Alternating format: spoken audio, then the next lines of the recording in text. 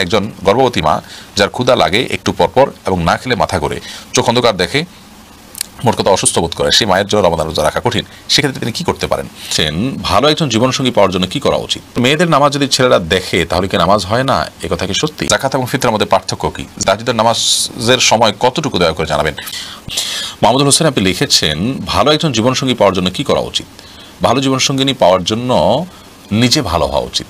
নিজে ভালো না হলে ভালো জীবনসঙ্গী পাওয়া যাবে না।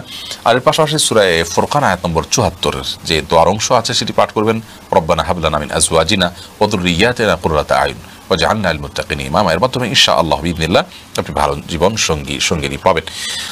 আসমা আক্তার আপনি লিখেছেন, মেয়েদের নামাজ যদি ছেলেরা দেখে তাহলে কি নামাজ হয় না, এ কথা কি সত্যি? না বোন, এরকম কোনো কথা সঠিক নয়। মেয়েদের সালাত যদি পুরুষরা দেখে তাহলে তার নামাজ না হওয়ার কোনো কারণ নেই। তবে পরপুরুষ যেন তাকে দেখতে না পান, তার পর্দা যেন লঙ্ঘন না হয়, সেদিকটা তিনি খেয়াল করবেন। নিজের বাসা বাড়ির যে সমস্ত বাবা, ভাই, স্বামী যারা তার মাহরাম, তারা কেউ তাকে সালাতরত অবস্থা দেখলে কোনো অসুবিধা নেই।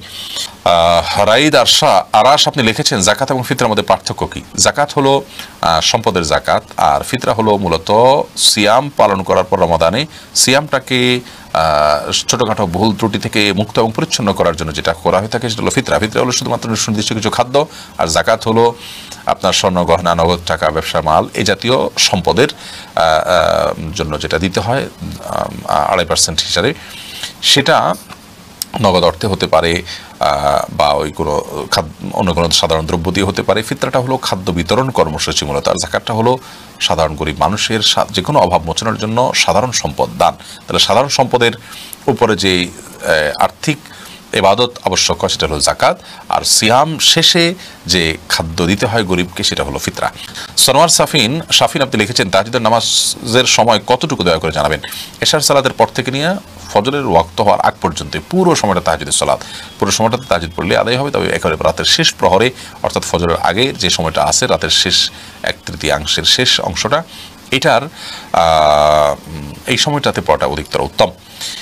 তামান্না ইসমাইল আপনি লিখেছেন, একজন গর্ভবতী মা যার ক্ষুধা লাগে একটু পরপর এবং না খেলে মাথা ঘোরে, চোখ অন্ধকার দেখে, মোট কথা অসুস্থ বোধ করে, সেই মায়ের জন্য রমাদান রোজা রাখা কঠিন। সেক্ষেত্রে তিনি কি করতে পারেন? তামান্না, যদি এত জটিল হয় অবস্থা যে তিনি রোজা রাখলে অসুস্থ হবেন, ভয়াবহ অসুস্থ হয়ে পড়তে পারেন, কিন্তু গর্ভস্থ সন্তানের ক্ষতিগ্রস্ত হতে পারে, এই বিষয়গুলো ডাক্তারের সাথে আলাপ আলোচনা করে তিনি ঠিক করবেন। একটু ক্ষুধার কারণে কষ্ট হয়, এই কারণে রোজা রাখলেন না, এই সুযোগ কিন্তু নেই। কষ্ট তো হবেই, সিয়াম তো কষ্ট হবে, এই কষ্ট সহ্য করার নামই তো ইবাদত। বিশেষ করে আমাদের মনে রাখতে হবে যে এই জাতীয় যে সিয়াম আছে, সিয়াম এবং এই জাতীয় যে ইবাদত আছে, এগুলো আমরা চাইলে একটু ভিন্নভাবে রাখলে তখন আমাদের কষ্টটা কিন্তু লাঘব হবে। যেমন আপনি রাতে গৃহস্থলী কাজকাম করুন, সংসারের কাজকাম করুন এবং রাতে জেগে থাকুন, আর দিনে আপনি ফজরের পর থেকে জোহর পর্যন্ত আপনি ঘুমান। তাহলে কি হবে, আপনার দিনের একটা বড় অংশ পার হয়ে যাবে ঘুমে, এরপর আপনার বাকি সময়টা কাটানো কঠিন হবে না। এরকম আরও অনেক বুদ্ধি আছে যেগুলো আমরা প্রয়োগ করার মাধ্যমে সিয়াম সাধনা করাটা আমাদের জন্য সহজ হবে ইনশাআল্লাহ বিদিনিল্লাহ।